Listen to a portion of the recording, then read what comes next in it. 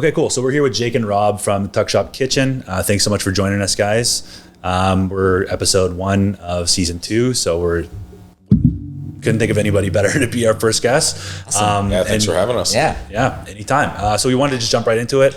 Tuck Shop Kitchen, you guys have been around for 7 years now. Just started out in Leslieville. Tell us a little bit about how you guys met and what Tuck Shop's all about. You want to start? Let's do it. So I was cooking in Newfoundland where I'm from and got invited to a wedding in Montreal of a friend of mine and Rob's. I basically knew no one in town and was invited to tag along to whatever I wanted. And we ended up going out for dinner with the couple and myself and Rob.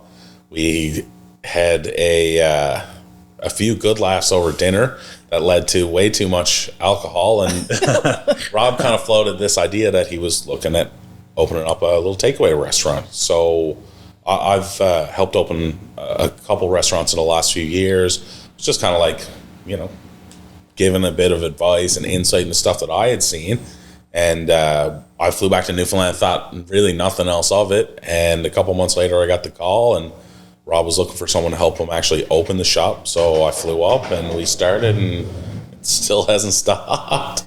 Was That's the awesome. original mindset of Tuck Shop when you guys spoke, was it the same as it is It's now? actually or? changed. As I said, meeting Jake, had this vision. My background is not food at all. I'm a tech marketer guy and love food, but don't understand how to produce food consistently every single day, right? We had a big gap in that concept. So initially the idea was this Tuck Shop concept, where Tuck Shop, for those who may not know, is this little place at camp or boarding schools where kids go to get their snacks and their goodies and their treats. So the vision was to kind of bring that into Toronto, where I'm born and raised. And so to kind of have this little place and to recreate a more wholesome community center for the area. So we started our new place in the Junction Triangle, and 7 or 8 years ago, it was very much up and coming, if you will. So there were lots of coffee times in the area, if you know what I mean. Yeah. So it was part of this new area that really was desperate for some more community. And so that was the idea of trying to bring this together, where you can feel comfortable to bring your kids or by themselves to come to the Tuck Shop to get some snacks and treats. But what happened was we also had food, and the food became the star of what we did. And so people came for the food, and they picked up a few snacks here and there, but really it was about this Tuck burger, which we can get into, and our bacon that we started making in-house. Which is phenomenal. Oh, thank you. Which is the talk of the town. I heard everybody talking about it, and I went, Shane's talking about doing his videos of his food, and I was like, you have got to go to this Tuck Shop that just opened. I've heard about the bacon, and it was bacon, say no more. 2 smoke tracks were at the door. He was already gone, but one of my dear friends who was on season 1, Uncle Chuck's, Chef Inked. Yeah. Oh, yeah. Who's the most amazing. Yes. And it was Jenny, you gotta this bacon is, I don't even know how to describe. It was a religious experience for Cheryl, and I was like, okay, well then we gotta go. So we gotta know. Yeah, and so that's kind of what happened. It became this big success on the sandwich side, and so when the pandemic came, we just revisited everything. Like every other restaurant, we had to close down for a bit, and we had this come to Jesus moment. What do we do here? Right? We had a couple of those. We had a couple. Okay, so first time we've ever had to take a break, if you will, from the restaurant. It was a really good thing in hindsight to kind of revisit everything. So we just realized, now that with the pandemic and scaling things down, what are we known for? What should we do? And that's when we realized we should just cut out the convenience store side of our business and just focus on what we do best and become a takeout window. So we remodeled our entire place to be a takeout window, and we've actually kept it that way since. And so it was a combination of looking at what the business was doing, how much effort were we putting into this aspect. That was definitely creating that community thing. You'd have people show up at 9 in the morning, we weren't even open. And it'd be the neighbors in a pair of pajama pants and knock can you sell me a loaf of bread? You know what I mean? Amazing. But when we looked at the whole picture and really thought about not only what made sense for the business, but the people that work there, to have a lot more people coming through, it put them at a little bit more risk. And at the end of the day, it just created anxiety for staff. So when we looked at the takeout window, it was okay, well, we can still provide people with, you know, what they're coming here for, which is the sandwiches. Like, if you want a loaf of bread, you can still knock on the window. Yeah. But it puts us as a business, our staff, just in a much more comfortable position, and at least eliminate the stresses that we can, right? We went down to a 4-day work week so that the people who are taking transit didn't have to take that risk 5 days a week. You know what I mean? It, the whole picture, and like Rob said, like that time that we closed was like super stressful going into it. It led to a bunch of conversations that really put things in perspective for us. And we're like, okay, like, you know, what are we doing here? And when all of the factors that, you know, we really strongly consider came into play, it just made sense to do the takeout style. And yeah, people definitely picked it up. There was obviously that kind of weird 6 months where no one was really sure what was happening. Yeah. But as soon as that started to become this newer normal and people started finding new daily routines, for all the people that didn't have to come into the office that we weren't seeing, there were 2 people working from home that were like, yes, I don't have to like run to the tuck shop at 8 o'clock before they close. I can just like order it for lunch, grab it, everything is good. So yeah, it that definitely helped us with the full reset and kind of created what we have now. That's awesome. And so how did that lead into, because I'm guessing the timing overlapped, right? Like how did that lead into the Leslieville location? What were the thoughts between, like we went from almost like scaling back to we're going to take this and grow? Yeah. Because I think that's awesome what you guys did. And, obviously COVID was COVID, but like getting leaner, reevaluating, you know, we kind of did the same thing in our businesses. I think you can kind of come out of it stronger, and you came out of it with a new shop, which is pretty cool. Yeah, it's been like most of this is relatively involved for me and Rob anyways. We're not like at home looking at the bank account while this thing runs. Like I'm in there every day. Yeah. Every day I'm calling Robbie like, hey Rob, like, what do you got on the go today? Are you busy? You gonna come down and see me? Can you bring me these things, please? Thank you. So it's all been this kind of like succession where essentially like I had kind of worked my way out of a lot of the day-to-day in tuck shop by having these staff that we support who stuck with us, and they allowed me to get some time to look at these things with Rob, to start reevaluating. I went back in to make sure that the changes were actually going to work the way that we had hoped.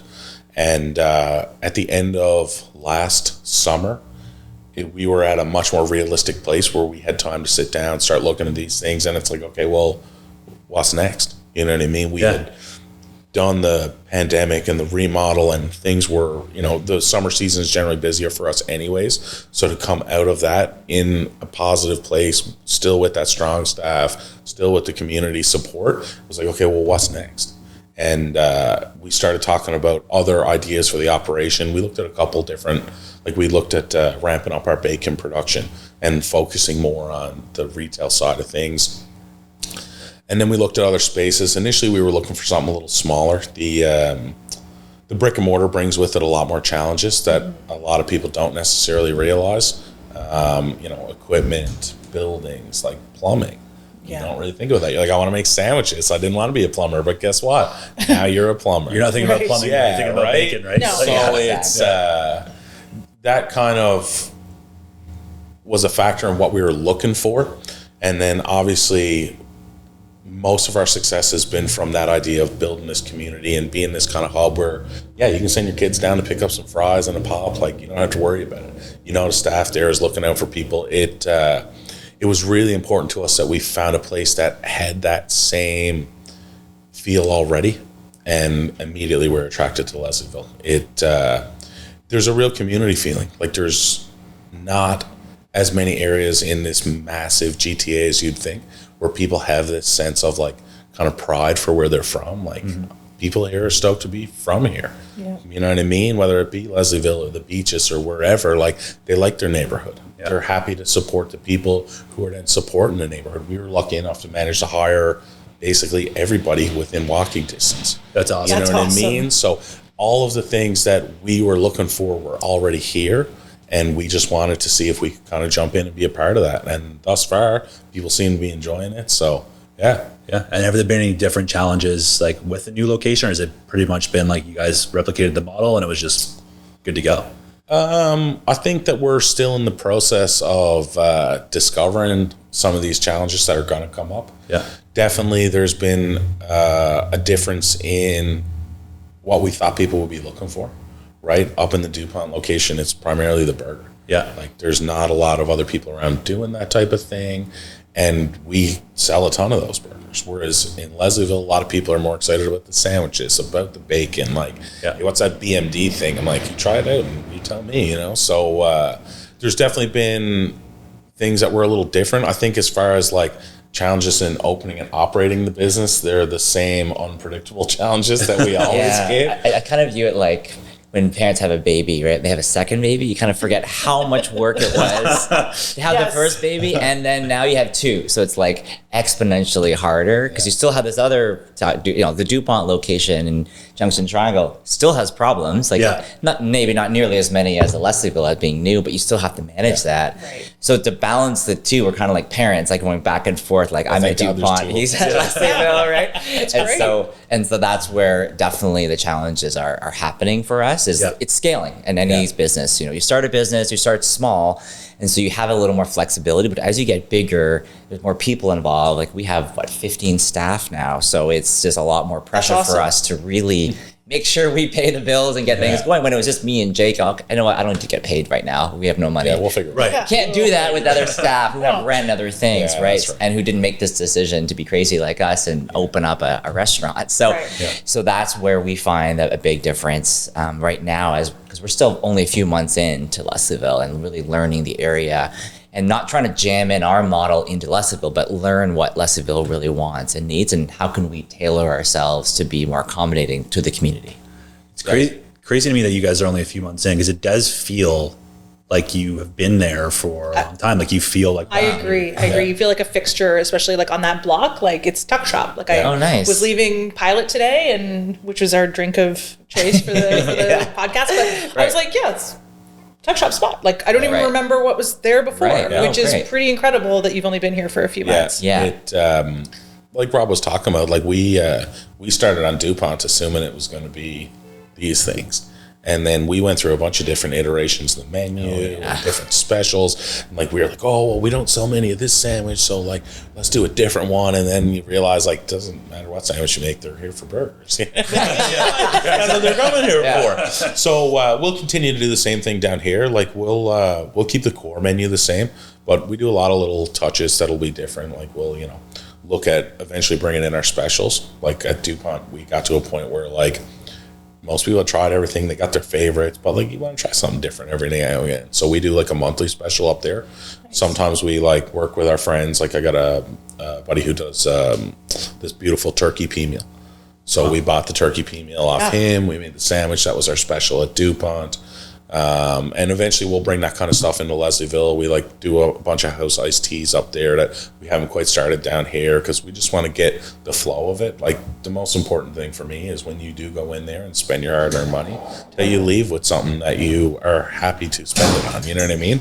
Totally. Yeah. One of the things we try and dispel some of the myths is, you're just a burger, but we're not just a burger shop, right? So there's a lot more care and love into what we make, everything being house made.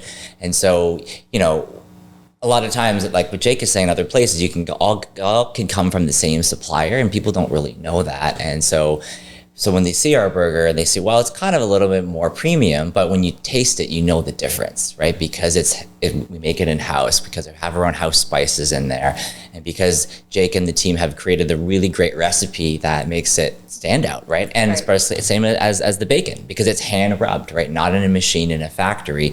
There's a much different taste, and people that know the flavors and the quality can taste the difference in our bacon. And so it's just getting people to try and to understand that. And like what Jake said, you're spending your hard-earned money, right? So it's not just a burger, but it's actually a meal. That's something that you really enjoy and hopefully will savor. And so that's what we're trying to really show. And hopefully to cut down on costs, we are more of a takeout model. So we don't have the same overhead as a full waiters and staff in the front. But we have the quality as good, if not better, I would say, than many restaurants that have sit down. Yeah. So this is something we're learning about in this area to kind of teach or educate the community about that we're not the standard kind of quick takeout burger shop, but we're actually restaurant quality at takeout prices. So it's a very different model that we're trying to show here. That's a great model. It's an awesome model. And Yeah. I mean, the thing is, you can tell, and I think people can tell. And I love that you guys think of that, but also, like you've brought up so many times, like we want to give the people in the community what they want. Like you're really conscientious of that as well, but people can tell the difference, right? And as long as, you know, they get to try it and the word gets out, you can tell if something's fake or if something's real. And I never really thought of it that way before, but you're exactly right. Like it's like a premium product, but you're getting it at takeout. In a brown paper bag. In a brown paper bag. Which is literally. honestly all you need, man. Like Sometimes the best place to eat is in the comfort of your own home. Yeah. Or like on the street or park, whatever, on a bench yeah. at Jimmy Simpson, like whatever it is. So I think you guys have nailed it. Yeah, it the type of food that we offer definitely lends to that. Being out on the picnic table, in the park, like just sitting on your own balcony and like having a meal. Yeah. But we looked at kind of what was more important to us. Being able to fill that kind of lunch gap where like you can get something decent in 15 minutes. You know what I mean? That's huge. There was a gap there. There's a huge gap yeah. in the East End completely. Like like we get our rushes and, you know, people might wait 20 minutes if there's a line when they get in there. Yeah. But generally speaking, especially people who are like in the neighborhood or working, like they'll just order ahead online and they know whatever time they want it, they'll show up, it'll be there. Like we definitely want to make it something that is more attractive to people in that sense. So yeah, it's we're definitely still learning what Leslieville wants, but we'll keep making those changes to it. And so far, it seems like people are kind of just the fact that you're aware of that and like actively doing that, I think is awesome. And then so you guys met in Montreal. Yeah. What restaurant were you at? Do you, if you don't mind me asking? some Vietnamese one. I don't know the name of it. We were having pho. Yeah, it was. It was Oh, nice. in Montreal. Basically, was it after the wedding or before the wedding? I don't remember. I think it was after. Just after. It was a day or two after. Yeah, we all went together because Jake was staying in town, and we were also staying in town because I was from Toronto. So, and we knew the bride and groom really well. So that's why they took us out afterward. And that's when I really met Jake. Because at the wedding, we didn't really know each other. Yeah, people briefly, but like we It's certainly like- weren't talking shop at Yeah. the wedding. Listen, Yeah. smoked bacon. Yeah, exactly. And so the bride, Reiko is her name. She was the one that kind of really introduced because she knew that what the idea was and what we wanted to do and wanted us to introduce and meet it to Jake that way. So it's kind of how it all sort of so cool. happened. Yeah. I was on the tail end of opening a couple restaurants. Yeah, that's how we kind of knew. We opened. I'd done two of the bigger ones in Newfoundland and basically like finished my last one. I usually was taking time off in between. I'd do like a couple gigs to give myself a bit of money to get through what I'd take 2 months off, 3 months off if I could. Yeah. And then literally right at the point where I was getting ready to start like, okay, you got to get a real job again. That was when Rob called and it was like, well, yeah, that sounds like a fun job. I could do that. And I had no ambitions to move to the city. I'm not from the city. And that was it. It was supposed to be a 4-week job. Yeah, it was a 4-week Wow. job. I went home. I did 4 weeks and after, was like, to okay, get us going. you're set up. Everything is good. I went home and then like 4 days later, I was like, I can't do this. yeah, what do you think about moving to Toronto? I was like, Yeah. I don't know, man. But That's wild, dude. yeah. And how do you feel being here? At this point, like I love it. It's a different style of life that definitely takes a little bit of time to get used to. Things are a lot more fast paced up here. There's higher expectations on almost all businesses because there's so much competition. It's like, oh, you're no good. Cool, I'll go somewhere else. Yeah. Whereas in Newfoundland, like you might have 2 or 3 of like something in the bigger cities, but like once you go outside the city, like you got one. Yeah. There is That's it. one restaurant that does this. There's one restaurant that does that, and But they all do steak and potatoes. There's always steak and fish and chips. You gotta The cod. Yeah. Yeah. But no, I've been enjoying being in the city. Like for me, this is the place where like if you can do it here and make it successful, you should be able to take it anywhere. Yeah. You know what I mean? With that amount of competition and the amount of expectation that is on places that exist here, especially when you get into the downtown area where it's so jammed with restaurants and different businesses doing that type of stuff. Yeah, you definitely got to be pretty serious about it. And once you get it going, you can pat yourself on the back a little bit and be like, Absolutely. all right, well, it must be something good about it because they keep coming. Yeah. Serious enough to move provinces for, at least. Yeah, well, the biggest appeal to me when it came to moving up here was the lifestyle. right? Like the fact that when I did fine dining, which I did for Forever. like 12 or 13 years before I came up here, like you go to work at noon, you get off at 2 in the morning, evenings, weekends, and like after you do a 4-hour service where like you are on point for 4 hours, your body doesn't just shut off. No. You know what I mean? Like you got to unwind, you got to decompress a little bit, and that starts at 2 o'clock in the morning. Yeah. And I haven't seen 2 o'clock in the morning for a while, but like I can only assume the crowd is the same. Yeah. You know what I mean? It's not like the wholesome churchgoers out at 2 on a Saturday night. No, they're not. So it just puts you in these situations where like, you know, you can't have much of a life outside of it. Yeah. It's like, oh, you want to go to this thing? I'm like, Friday? No. Can't do it. No, I can't do that. I got to work. Right. Whereas now, like, you know, I still work lots of hours, but I get home by 9:30 at night. That's awesome. And I've got my time to decompress, but it's with my friends, with my family. Like it's a more reasonable existence for me. So that was the big appeal. I was like, wait, you just want to do lunch? Lifestyle. As long as you're not talking about brunch, breakfast, sign me up. Yeah. So what was that phone call like then? Was it like, did you come back after those 4 weeks and then the 4 days of the phone call? Did you come back knowing you were moving to Toronto? Did you come back? I did know I was moving up. I can't lie to you. I don't remember as much about the phone call because there's a bit of a time difference and I was partying. But it was one of those like, hey, here's the scoop. And it was like, hey, like I'm kind of outside a bar right now. Like, I don't even think about it. I'll get back to you. It was more like, I had to think about, one thing, we hired him as a contractor, now is as an owner. So we had an offer basically, okay, here's what we can offer you as an owner to come in, and now you're going to take ownership. So it's a very different conversation. So that was the bigger, and like, you're at the bar, maybe you want to think about that first. Exactly. Right. It's a big decision to be made. Totally. But that was the decision that, it was because Jake had started. 4 weeks is really nothing. It's just getting it literally started. The door was open, but it was nowhere near where it needed to be. No. So that was it. So he needed some time to figure things out, of course. So just keeping it going until Jake did agree to, and then came over. And then I think it was about a month or so after. I think it was a month after I left the first time. Yeah, after he left. So, which is pretty fast, actually. I was just going to say, it's still pretty quick. It's still really quick. It's a life-changing decision. I had just moved to a new house in St. John, like a renting house. Like, there was a lot of like, you're what? Yeah. For how long? I'm like, Maybe. You own a restaurant where now? Yeah. I had been out of the province for like 6 or 7 years, traveling around cooking. I was in like Calgary. I was here for a bit. I was in PEI. I was in England, and then I went back to Newfoundland and helped open a couple restaurants down there.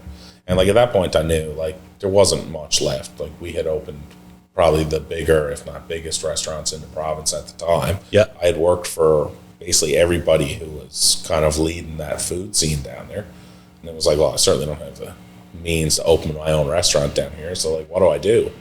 I was like, oh, I guess I'll just open one in Toronto.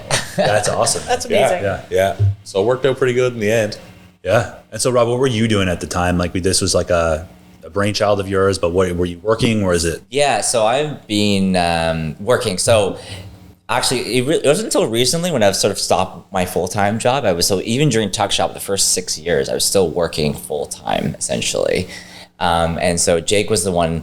I always say Jake's the one in the business, and I was working on the business. Yep. So I was doing both. So that was really what it still is my role, but that's where I was still working in tech at the time. So in marketing, essentially. And it was for a company that supported small business owners. So it was a really great story internally to talk to them. Hey, look, I actually live the customer that I'm actually supporting. You're the success story. So it was really great to be able to have that conversation, and my company was really, really supportive. And in fact, they became customers of Tuck Shop, so which is great. So they were able to do tastings for them. And when I was first starting out, I said, hey, now I have 250 people that I could try this menu out with, right? And so they're really supportive to get us awesome. Really going and give us that initial push to then, because the community takes a while to wake up to anything or to really try something new. It's on their time.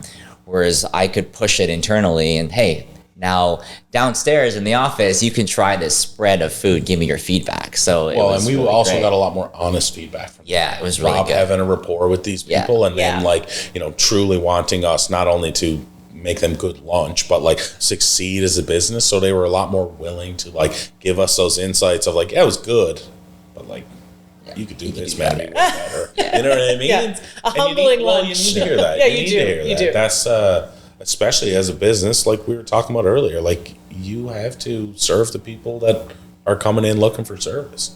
You got to tailor it to what people want, and it's fine to have your own concept and like to want to do, you know, this type of restaurant or that type of restaurant. But if people don't want to come in, you don't really have much of a restaurant. You're right, but if someone's going to have a mediocre burger in one restaurant, you're like, well, I know so-and-so down the street. I can, you know, like, so you do want to knock their socks off every single time. Yeah, exactly, right? And for me, just as a marketer, you know, people will say they want to support you, but where they put their money is where they're actually voting, right? So that was difficult to kind of just suss out at the beginning because people want to support me. And so I made it more anonymous actually in terms of how to give feedback because of that feature or that disparity between that. Because your friends can only support you so far, right? And so that's when we really started to realize people just want the burger, really, right? So much as we love these specials, and there are some fun ones for sure for some of the niche type customer, but overall it was all about the burger and the bacon. And so we started to then really remodel it based on that. So, awesome. And so you talked about the burger. You said everything's from scratch. We said we're going to really get into this burger. So like, what sets your burger apart? Because I'm a burger girl, so I need to know. Like, without giving your secret sauce. Do that one, yeah. So it's a blend. Okay. We do beef, pork shoulder, and pork back fat. Because we cook inside on a flat top, we actually take the back fat and cold smoke it with applewood first. Okay. Right? So the fat ratio is more controllable because instead of me hoping that this pig has this much fat on the shoulder, I get rid of all the beef fat and then we smoke the pork back fat and add it in the right ratio. So it gives me the little bit of that smokiness, even though we're cooking inside on electric. It gives us that consistency of being able to say this thing is, you know, this percent ground and this percent that. And the pork fat just gives you a little bit of a different texture anyways. Beef fat, when you heat it up, it melts a lot more. Yep. Whereas the pork fat has that little bit more of a hold, so it stays juicier longer. It's the blend, house ground, so we're grinding it fresh like every week. We got our own little spice mix. That's something a little different than I think most people are putting in there. And just making sure that consistency and stuff is there. I think the chimichurri mayo also really adds to the burger. Yeah. Like the patty is definitely, we put a lot of time into it, but all the sauces are house made as well. So we're making the mayo from scratch. We make our own chimichurri. It's like kind of like a herb and garlic. It's like carrot, parsley, lots of garlic in there, all stewed out. That's like the magic word for Shane is chimichurri. Tell them put chimichurri and garlic. Well, it's cereal. It's actually a recipe that Rob brought back from some of his travels. So I was traveling down in Buenos Aires, and at the time, well, still is, the inflation's crazy there, as you know. And so a lot of the home businesses or people are doing these red door events, basically, where they open up their home and you book to stay at their home and they cook you a dinner, basically, just to make extra income. So there was one that I went to, blew my mind. He had a backyard outdoor oven that he made himself and did a whole basically beef steak dinner and his own homemade chimichurri sauce, right? And basically better than any restaurant I had been to, right? And the experience was really great. It was just us, three of us, and then I think there was another couple, 5 or 6 of us in total at the table, at their own house dinner table. That's a cool idea. Yeah, at their house, again, in this red door thing, they were calling it. And then when they decided, they moved to the US and stopped doing it. And so we had their contact information and they actually gave us the recipe for the chimichurri. That's amazing. And, they basically said, here it is. Oh no, they had it on their website. We wanted to post it. So I was like, oh my God, take a screenshot right away. So I took a screenshot and told them and they were excited. So then we took that and then adapted into a mayonnaise basically here. And for the burger, because the way it really, as you can tell, the way it works with everything, it just cuts through really well. So that's the story behind the chimichurri. That's incredible. Yeah. That's super cool. Yeah. And then what's the, what would you say the perfect bun to burger ratio is? For your burgers, obviously, but then like you're at home chefs, like how do you nail it? I feel like it's one of those personal preference things. You know what I mean? Like when you're working with these more dense, like brioche style buns, I don't want a ton of bun, man. It's got a ton of flavor. It's usually got a bit more texture. We actually use like a sweet sesame bun, which is a lot lighter and airier, right? It creates that like really soft, which is excellent for soaking up any of that juice that's still coming off the patty. That little bit of bacon grease that really you don't want to get rid of. Like it, savor. I would say if you're looking at like a firmer, like more rich bun, you're doing like 1.5 bun to 1 burger. Yeah. And with the softer bun, we do about 2 bun to 1 burger. Yeah. Like patty wise. I like that though, because you're right. It like soaks up all the juice. Yeah, the good it's two stuff. different things, right? Like it's not necessarily like if you use this bread, it's this. But when you get those more kind of dense, like the bread has its own character to it. Yeah. You want a little bit less of it, so it's not overpowering other things. Whereas I find that sweet sesame bun that we got, it's pretty neutral. So you can have a bit more of it because it just kind of soaks in all the goodness of everything else. Yeah. And adds that little bit of sweet to it. Yeah. That's awesome. Amazing. Yeah. Cool, guys. All right. Well, we could talk for like. I know. I can listen to you guys talk about that burger. Actually, I know where I'm going for lunch now. Like I'm like done drooling. Okay, we're gonna do rapid fire. Okay, right. Is it time for rapid fire? It's time for rapid Did I interrupt you in doing something? No, I was just going to say, yeah, we're time for rapid fire. Okay. Yeah. Okay. So rapid fire. Let's do it. Tuck shop. East or West End. East or West End.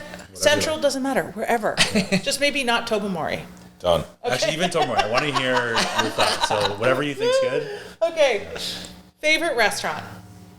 Tofu Village on Bloor Street by Christie. What's your favorite dish there? Number 26, medium. Medium spice, egg and beef. What's in the 26? It's their like house on tofu soup, Okay. right? Like medium spicy soup, and then you get a bowl of bibimbap on the side. I love bibimbap. I will drive hours out of my way for it. Okay. We were just up there, too. I know we were just up there. Favorite restaurant. First come to mind actually is Kanji Queen. There's a bunch of locations now. I'm obsessed with that place. They came out in Markham, and now there's a bunch of areas in the city. The best, of course, I just always go to the Cantonese chow mein, the seafood chow mein. You can't So go wrong. delicious. So Okay. yeah. Awesome. Okay. Favorite clothing store? Clothing store. I don't really shop for clothes that much. Okay. Maybe what comes to mind? Honestly, I shop mostly in Asia, so that's Okay. the problem. So there's places in Hong Kong that I would go get these clothes. So, Okay. But I guess for cheap, cheerful, just Uniqlo would be really easy. Nice. Easy. Yeah. Every so day, great. Sure. Yeah. Okay. Yeah, most of my stuff is actually coming from a buddy of mine in Newfoundland. They got a company called Fogtown in Avalon. And they put out like stuff, so We'll look them up on Shout Instagram. out to Fogtown. yeah, they're on Instagram and that. It's one of those things where if I got to buy a T-shirt, I'll give them $10 for sure. Yeah. Absolutely. Favorite gym, place to work out. I'm going to LA Fitness right now. Amazing. So it's a great place in the West End, and there's some, I think, Central now as well, but Yep. it's a little bit nicer. It's a little bit less busy and clean and accessible. Yep. So, yeah. I don't really work out. I walk around a whole lot. I like walk around Leslieville. I'll walk around up at DuPont. Walking's the best. Yeah, I love it down here, especially you get out and check out all the cool businesses and stuff. Those things that you like drive by every day, but you never actually look at. Yeah. Agreed. All of a sudden you're out walking and you see it and it catches your eye. Yeah, that's Why don't I just go in? Yeah. I totally agree. Favorite coffee shop? Wallace Espresso. Wallace Me Espresso. too. But it's our local. That's your local. Yeah, That's it. That's our neighbor. Wallace It's been Espresso. can't get away from it. And he's So obsessed good. with coffee. He calibrates once a month. He does his whole thing, and so staff and all of us love his coffee. Awesome. That's amazing. So the passion's their best burger. You can be biased. Yeah. I can't lie. I don't eat a lot of burgers outside of work. I know. Burgers inside of work. Oh my god. Best one I had in a while. I don't know. Duck shop. Let's just stick with Tuck I Shop can do then Tuck for Shop, now. yeah. But I think- yeah, just because that's all we really. I don't think that's a wrong The only idea. burger Yeah. you need. The That's the only burger I That eat. that Tuck yeah. Royale, everyone like it's amazing. Best So. pizza in the city. Well, lately I've been really into what did we have? I think I had Descendant pizza. Oh, yeah. Oh my god! Ew. Descendant's the unreal. dough.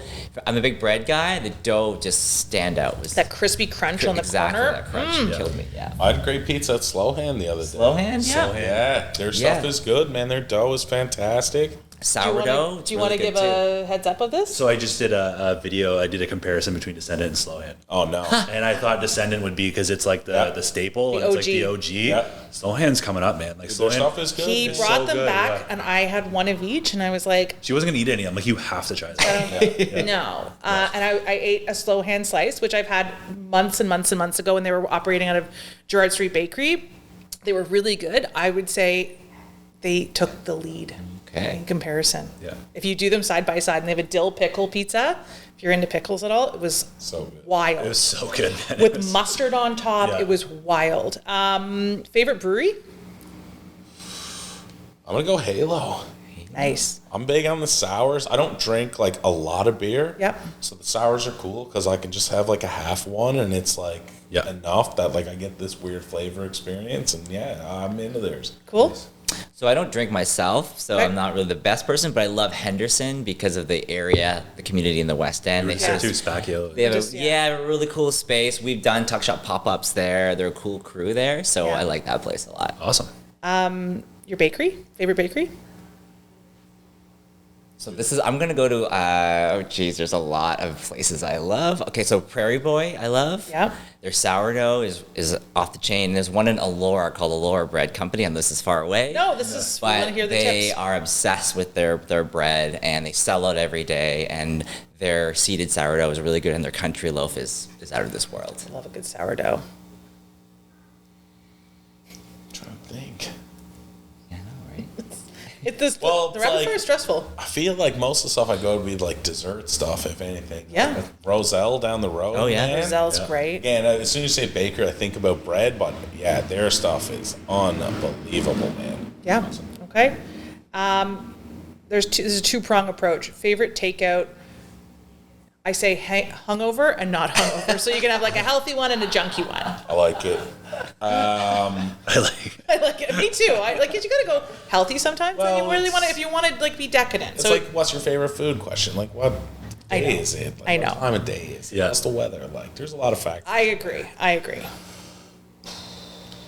I'd say favorite takeout is Banjara for sure. Just cause like it's something I've been eating for so long, and it's that thing that not only is it delicious that day, but like you can keep in the fridge for 3 days, and it's unbelievable every time. Okay. Something about the way that the Indian food lasts is so true. good. And their lamb sag at Banjara is off Yeah. the hook. Yeah, it's like takeout stuff. beyond. They're That's so good. Yeah. So, I don't know if they closed recently, but Gandhi, on Queen, that they roti, Gandhi Just roti. walked by. They did close, but it looks like they do the same thing. They still Okay. do the Indian style roti. Because that, Ridiculous. unbelievably amazing. Ridiculous. Yeah. Like the paneer too. Like, oh my God, it was so good there. Al Gobi as well is amazing. Everything there is really good. The roti just, after a bar And it's eats, this big. It's massive. It's like it weighs as much as 3 bricks. It's basically 3 of my head. Yeah, exactly. Yeah. So good. And the last one is your favorite bar, like your favorite kind of place to go. Maybe have a drink, not have a drink. Yeah. Catch up with a friend. Let me think here. Favorite bar. I don't remember the last time I was in a bar. Well, then it doesn't have to be a bar. Could be at home. Could be. Yeah. That's fair. Yeah. I feel like the last bar that I enjoyed was probably Gaslight. Oh, I don't even know if they're still open, but don't know if it's they like are. down the road from DuPont. Every now and again, we go down with staff after a shift and have like a drink or two. They got like the nice backyard. Yeah. Yeah, that's awesome. Most bars that I enjoy are bars that are like not bars. Yeah. You Agreed. know what I mean? I just want to be in a little corner in the back. Outside is lovely, but yeah, the busy bar life is too much for me. Yeah. Totally. So for me, I don't go to many bars either. I go to a lot of concerts with bars, so Yeah. like concert venues. Yep.